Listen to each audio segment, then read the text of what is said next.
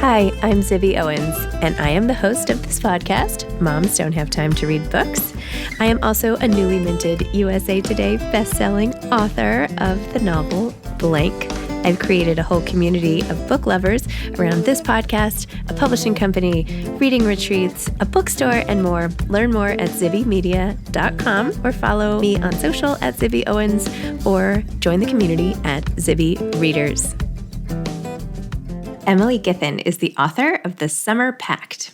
Emily is the author also of 11 internationally best-selling novels, including Something Borrowed, Something Blue, All We Ever Wanted, and Meant to Be, which she was on this podcast discussing already.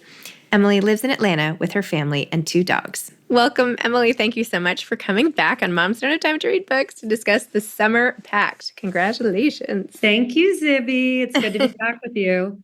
I can't believe it's been 2 years since you did my Q&A for the launch of Meant to Be. Oh my gosh. Flew by. Like 2 seconds. Oh my gosh. I don't even know what happened. Anyway, yes. But thank you so much for inviting me to do that event with you downtown. That was so fun. That was fun, yeah. I haven't even been back to that place now that I think about it. I can't remember what it was called, but it was really fun. Anyway, The Summer Pact. Please tell listeners what this book is about, which, by the way, I really enjoyed and had a lot of really important, heavier themes packaged in a very sweet, uplifting cover and message, and but really important, heavier themes hidden with, not even hidden. There were some strewn throughout. That's a better way. Yeah, I think so. The book is about 4 friends who meet in college, and they're just best friends, and they click in that way. That so happens when we, go off to school or, a coming of age friendships. And a tragedy strikes their senior year in college, and they make this pact that they will always come together and they will always be there for one another, and they will always come together if, anything terrible were to ever happen again, or any of them were to hit rock bottom. They make this pact to their friendship. And about 10 years later, after graduation, something happens and they get in touch with one another and they make good on this promise. So the book is about their journey. They go to Italy, as the cover suggests. They go to Capri, and they also go to Dallas, Texas, and Paris. But the majority of the book takes place in Italy, and it's about this trip they take, but also about their inner journey. And they all discover that they're sort of at a crossroads at life. Some of them didn't know at the start of the book that they had something to deal with, but by the middle, they realize this, and it's sort of about how friendship. The healing power of friendship and how important that is in our lives. But yeah, so I'm glad you enjoyed it. Oh my gosh. There's a passage at the end. Do you mind if I read this little section? No, go for it. Where you say, sometimes it almost seems too good to be true, which scares me. The stakes feel so high, and I can't bear the thought of a breakup causing any sort of rift in the bedrock of our friendship. But I have come to learn that we can't live our lives in a small, fear-based way. We have to take risks. We have to love big, and we have to have faith in our relationships. They've gotten us this far. And then you close by saying, I laugh hoping that someone captures the perfect shot. Then again, I know that's not what matters. Our lives will never be perfect, nor will the photos we take. What matters is that we are all doing our best. We are showing up for one another, even when things get rough, and against all odds, we are finding our way to happiness. Oh, it's so good. I mean, it's good. It's just like... Well, thank you, Vivian. It's like you close and you're like, I put my hand over my heart. That's what I'm doing on this podcast. I like, and I don't think this is a spoiler, but I do like satisfying endings. They don't always have to be completely tied up in the neat bow and perfect, but I like the sense of, finding my characters in a place of satisfying closure, even if it's not perfect, as that passage suggests. So yeah, well, I'm glad you liked it. Okay. Well, tell me a little bit more about the narcissistic mother character.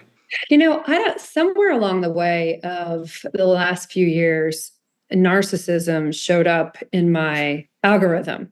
And, I can't remember, the phone listens to you, but I don't have a narcissist, like a full-blown narcissist in my life, I wouldn't say. But I have friends with parents who are, or siblings who are, or husbands who became ex-husbands who are. And so I really do think that phone listened, and it somehow got on my thread, and I started to post these videos because I post a lot on my stories. I just posted these videos, and then I heard from people that had narcissists in their life, and I thought, it's an ensemble cast, so I'll have one of these. And one of the things that these young people, although they're not that young, they're 32, they're young to me, but are dealing with, there's sort of these familial expectations that I think many of us experience along the way in our lives. I mean, certainly, and when we're younger, but I don't think we ever fully escape them. I think some of us, if the more mentally, healthy we are, and that those relationships are healthy, we can sort of live our own lives with the support of our parents. But I think it haunts a lot of us in various ways.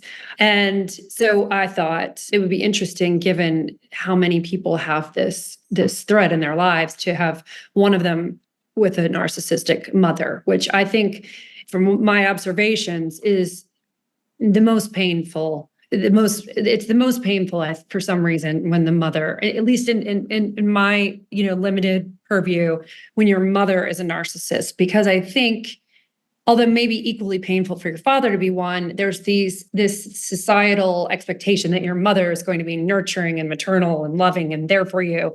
And when that doesn't happen, I think it's compounded. The disappointment is compounded. So Hannah in the book, she's from Atlanta, where I've lived for almost 21 years. She grew up in Buckhead, where I lived for 20 years. I've moved it's a 2 miles away into Midtown Atlanta now, but she grew up in Buckhead, and she has this mother who very much wants her life to be perfect. And part of that perfection comes in the form of, or a lot of that perfection comes in the form of a romantic partner, because Hannah's mother is one of those that thinks you have to sort of marry right and have children who are sort of perfect, and they're like your little props in life, and you have to have the right social circle. And so when something goes wrong, which is sort of the incident that kicks off the modern day portion of this book, Hannah's mother is none too thrilled with Hannah's reaction to it. It's not even what happened to her daughter, but how Hannah chooses to deal with this aftermath. And I think it's something that a lot of people are going to be able to relate to. And if they can't relate to it in terms of their own parents, they certainly have a close friend who's been impacted by someone like Hannah's mother. So it was interesting to write about, and I think very true to life. I also think sometimes the reactions that you get from people like your parents or close friends or whatever, when something goes wrong in your own relationship, the reactions often have nothing to do with you. It's so much about them, right? I think that's very true. Yes, I think that if you're completely, well, and none of us are completely well-adjusted or completely mentally healthy or no issues to work through. But I think the more you are that, the more you can let go of trying to control other people and their reactions to what you're doing or to their lives. So yeah, I think that was something that Hannah had to deal with in this book and her journey. It was a definite theme for her. So, but even Tyson, he's one of the friends, the only male in this group, but he had much healthier relationships with his parents, but he still faced, pressure from them in the form of wanting him to, sort of be successful as a lawyer. And that wasn't because of shallow reasons. They just thought, you've worked so hard, you deserve to have this kind of life. And I could relate more to that. I remember when I told, my mother was a librarian at the time, she's retired now, but when I told her I was leaving my job as a lawyer to go write Something Borrowed in London, she was very supportive. And my father, although he's very supportive, he's risk averse, and he was not so thrilled with my decision. Comfortable job. And, I worried about that. I worried, what if I move, I write this book? I'd already have been rejected on another manuscript that had taken me 5 years to write while I practiced law. And I thought, if this happens again, if I'm rejected again, I don't want to let him down. I don't want to worry him. So, there's the weight of those expectations. So Tyson had to deal with that. And then Lainey's just a complete loose cannon. And she had a whole other set of things that she had to struggle with. But, and she lost her mother and did not have a close relationship with her father. So, the book is very much about our found family. We have our family that we're born with, and some of us have great relationships and make that work. And some of us, go no contact, and some of them lose you lose everyone, and like you're an only child and both parents die. So it's a whole mixed bag. But and I think it kind of happens starts in your 20s and builds upon that, but you have your found family and your support system that you've chosen and that have chosen you. And those come in the form of our, very best friends. And you're lucky if that aligns and one of your siblings is that. I have that with my sister, Sarah, but my best friend from college, Nancy, is like another sister to me. And I quite literally found her across the hall at Wake Forest University. So, and we've stuck together ever since. So it was special sharing this book with Nancy because, of course, we're college best friends and I'm writing about college best friends. So we did quite a lot of reminiscing as I sent her chapters along the way because she's always a first reader too and has been for every book. So that was kind of neat. Do you have, Zibby, or do you have like best friends from college, or are you more of a high school best friend girl? I do, although I have to say my best friend from college who lived across the hall from me starting in freshman year, and then I lived with her the rest of school. And after college, she ended up dying on 9/11. She worked in the North Tower. So beautiful. If you haven't, I'm sure everyone here has read that, but it's beautiful. Thank you. Thank you. But I have lots of other good friends from college who I adore and who I'm in close touch with, and just saw one recently, and good friends from high school. I don't know. There's nothing like someone who's known you for so long and who knows you so well. And what you write in the book too is about this time of life. Like, what is it about, especially this coming of age friendships? I mean, that's how you start the whole book, right? It's like when you're forming your own selfhood, right? At those very critical ages, the people who you glom onto. And I guess back in the day, you would get married at that young age, but now, of course, we don't. So it's almost like they become these sort of like interim spouses in a way, right? You share so much, and like your identities kind of fuse for a while until you then usually end up separating and pairing off in other ways. But I don't know, there's something very formative about that step of development. Absolutely. Growing up, my favorite, it's your favorite movie and your favorite book so often is like about what's going on in your life when you read it. Yes. And or when you see the film, like anyway, my favorite movie for me is Stand By Me. Of course, it's based on a novella of Stephen King, which was called The Body, which I loved as well. But this movie I saw, I just moved to Chicago and I missed my friends from Philadelphia so much. And it was showing at the Dollar Theater. It wasn't a new release, obviously, if it was Dollar Theater, but I watched it maybe upwards of 10 times alone in the theater. And then eventually got my brother word processor. I got the tape, the beta or the VHS tape. And I would pause it after every line, write it down by hand, and then went back and typed it all up on my brother word processor. I had the script to Stand By Me, the movie, which is about, 4 boys, 12-year-olds looking for this dead body in the woods. And so, nothing that I should be able to relate to. It's like 4 boys and this adventure in the woods, and it's set in Oregon. But of course, I did. It resonated with me so much. And that movie has just always stayed with me. But one of the lines in it was, it's Richard Dreyfuss at the end, and he's typing on his computer, reflecting back. And he says, "You never had friends later on, like the ones you had when you were 12. Jesus, does anyone?"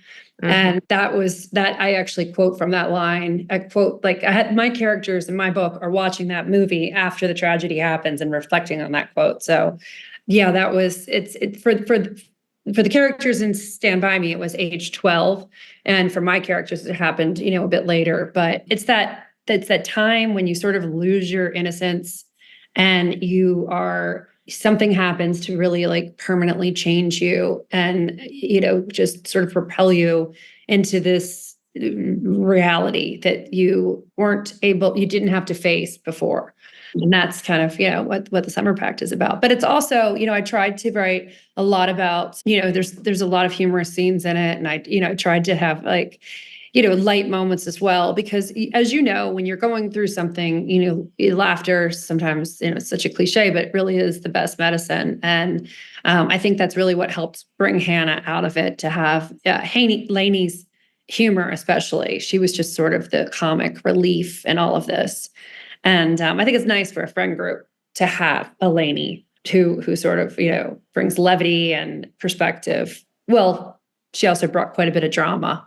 And she in her own way, but sometimes those people are, bring the highs and lows. Yes. Where Hannah was just so steady, in part because her mother, she had been reacting to this narcissist for so long that you have to sort of be steady or you're going to rock the boat.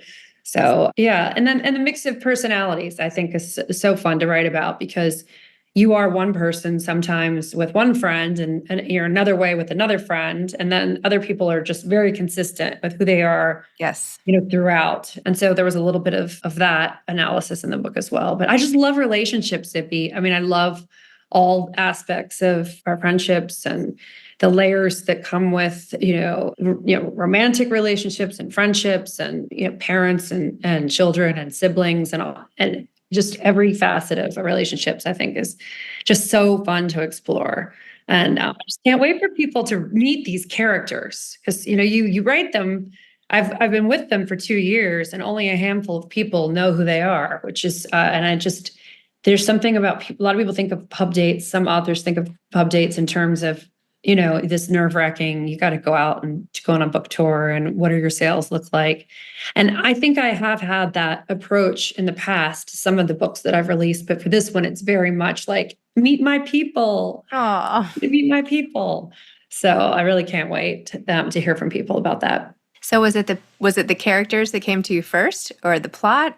How did you where did they all come from? The concept of a coming of age friendship rooted in high school or college, and I started out thinking I was going to do high school, but then I moved to college because one of the things that I think is interesting about that is you all come from different places. So when you're in your high school friends, you're sort of all. I mean, you can be a diverse group, but you share a lot of. I mean, you're all at the same school, and you're usually. I mean, it's more diversity in some schools than others, but college it's much more built in. So I wanted to do that, and I wanted to touch on this theme of of college athletes and the pressure that they're under. And I have twin sons who run track and cross country at Columbia, which was quite a time to be at Columbia this past semester.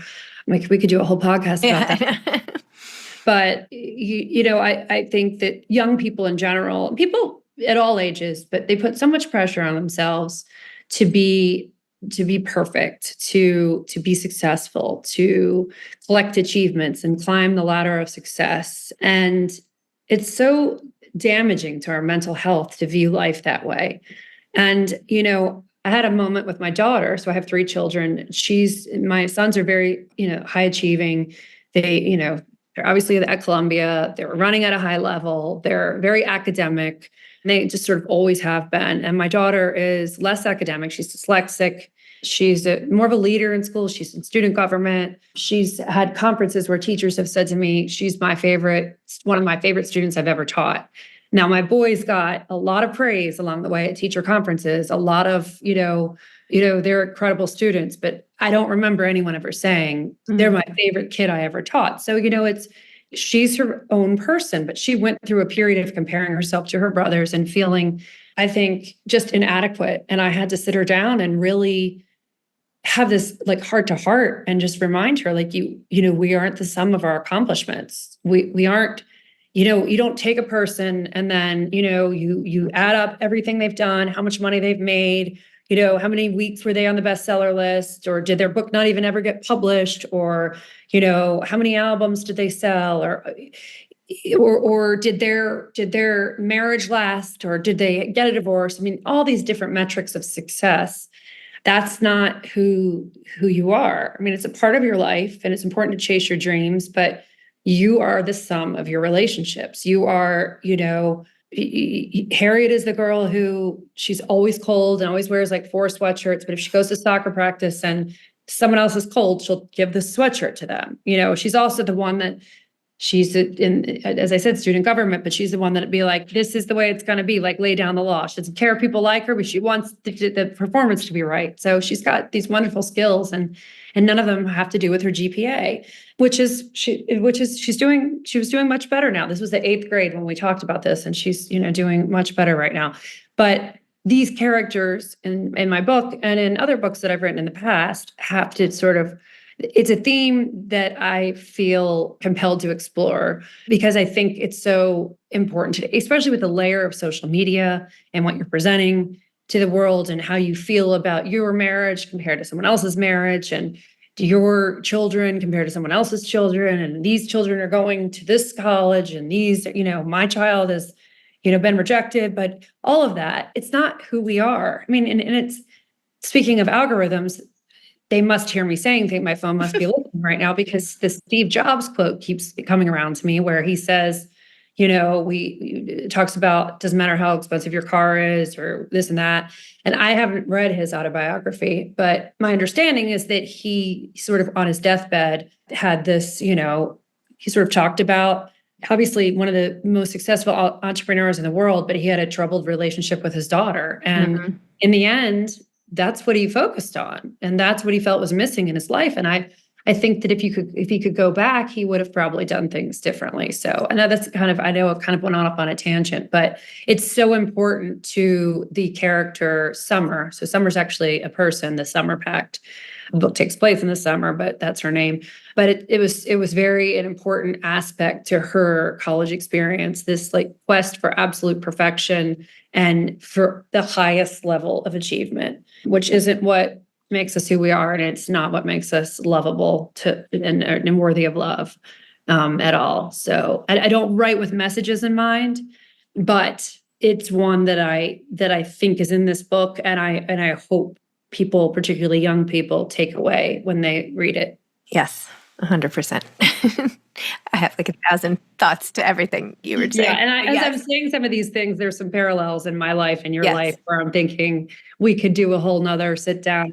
Yes. But yes, yeah. So no, but I love hearing about your daughter too, because I think it's easier from us at this age. Like we see what happens when just like after the school process, but when you're in it, it feels like it will never, ever end. And if like, even just saying like, you just have to get through school, which sometimes, to one of my kids, I'm like, you're going to be fine. You just have to get through school. And then like, it doesn't even matter anymore. Right. It doesn't even matter. It's who you are as a person. So.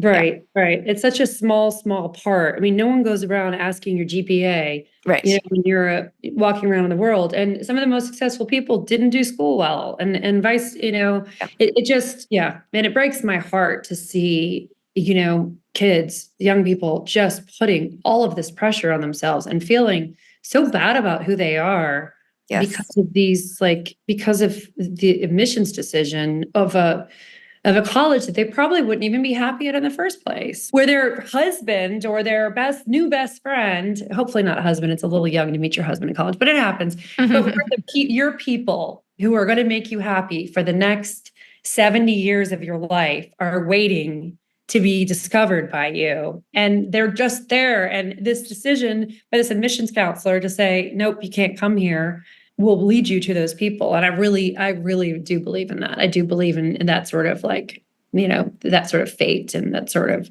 destiny, and that things will work out as they should. Yes. And that there are just so many different paths. So many different. Right. Yeah. Like, yes, maybe that husband we lost out on, but maybe you got to this other husband over here. By the way, I know a minute ago you were talking about, the pressures of social media and all that. And I happen to love that you inserted an Instagram influencer as sort of a villain early on in the book.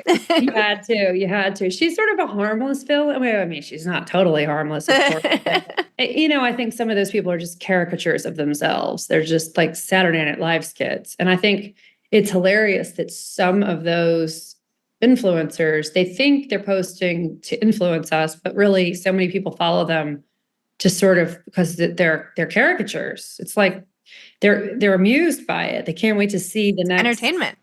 Yeah. And then there's some who are not at all extreme in that way, and they really do give you the best fashion advice. And I love following a lot of them when they seem real. It's like at this point, it's 2024. We're 4 years out of COVID. Like we've been through so much like in the world. At this point, don't we just want real, like a sliver of real? I mean, you can do the polished shots and the party shots, and there's beautiful moments in our life where we're like, oh my gosh, this is so Instagrammable, and can't wait to throw that up on up on my page and my feed and share this. But it's just about being real, don't you think? Yes. And this chick, she is not that. Yeah. No, I definitely try to be real in my Instagram. Although the other day, after I got through like this ridiculously tough weekend of kid logistics, for the first time ever, I posted like this victory slide. Like I think I deserve a medal for because we had so many places to be, and I thought I had pulled it off. And I posted it, and then like my daughter came up from school the next day and was like, you forgot Finn's birthday party. Like, I didn't go. And I was like, oh my gosh. So, yeah. I hate those. I hate those. And I just did that recently with Harriet. I just didn't see it in my inbox. I'm really bad with email. I don't miss text, but I'm really bad with email. I think it's because I've signed up for too much spam over the years. It's like, Yeah. But I just wish that the kids would invite each other directly at this point instead of going through the mothers. Yeah. 'Cause it's like, Yeah. I can't do it. like, well, you just pass it on. Are you free that day? Or are you not? And then you're Right. responding. But again, that's another podcast, right? Well, tell me quickly about your experience meeting the Queen of England. Yeah, what a good note to end on. There's the messy, real stuff of life, and then there's my last couple of posts, which was anything but the messy part of life. In fact, it was a very hard transition to come back here after I was in England over the weekend, and I went to the Queen's writing room reception. So it was, as a huge royal watcher, I mean, I think anybody who knows me knows how much I love the royal family and love Queen Elizabeth and love King Charles. God save the king. And I think Camilla has done such a wonderful job so far with her reading room and encouraging people to read. And one of the statistics that I heard over the weekend was, before I get to my curtsy, was that just 5 minutes of reading a day, it's like you have your 10,000 steps and your fruits and vegetables and all these things, but they say just 5 minutes of reading anything a day. And I don't think that counts as scrolling on your phone. It's like reading a book does just chemically so much to your brain and really like staves off Alzheimer's. And so I think she's amazing. And she's so strong. And if we think about what she went through, is like, for years and years and years of just quietly doing her duty and getting through all of the attacks in the press. I think she's really a remarkable person. Anyway, I met her. I didn't know if that was going to happen. I knew I would see her because it was a reception and I knew that there weren't that many people invited. So I was just thrilled with the idea of seeing her in a capacity that's different than standing on the street, which I did for her coronation. But this was just incredible. I was in this queue and she sort of was coming along and saying hello to people. And when she got to me, I just, I did my curtsy, this little slight bow, which technically were not her subjects, as we know from, we know from a lot of things, including Hamilton, that "You'll Be Back" kept playing in my mind. And I was thinking, yes, I will be back. I will be back. And I wish we had lost the war because I wish I were your subject. I'm kidding, partly. Yeah. But yeah, I did. I curtsied and then I shook her hand and we chatted for a few minutes and she was so lovely and so warm. She has the best hair too. She has really good, thick, like shiny hair that's just, but yeah, it was thrilling. And of course, all of this is happening at Hampton Court Palace. So you're just like thinking Henry VIII and it was a powerful moment. And I put it on Instagram and it looks freaking good. Yes, it does. But what I need to post next is the pile of tennis shoes. 3 kids are runners. The pile of disarray and tennis shoes that I walked home to was a far cry from Hampton Court Palace. Yes, we have a lot of sandals and Birkenstocks and sneakers. We got the whole mix at the front door, and I'm just like, I think I'm just going to pair these shoes and put them in a line, and then just like leave them here. I'm not even going to try to find the right closets. I'm just like going to make it look a little bit neater. I carry mine from the outside, like from the outside the door. I carry them upstairs and just line them up at the top of the stairwell. Oh, yeah, that's so it makes me feel like a little better just to not see them when you walk in. Yeah, but. What are you going to do? We'll miss those. We'll miss the mess at one point, which is again another cliche, but it's so true. Oh, it's so true. It's so nice that they're all home. And yes. So, Emily, thank you so much. This was so fun, and congratulations on another fabulous book. Well, thank you so much, and thanks again for having me on. And we'll have to talk soon. Yes, perfect. Much to catch up. Yes. Thanks for listening to Moms Don't Have Time to Read Books. If you love it, please leave a review and follow us on social at Zibby Owens and at Zibby Readers.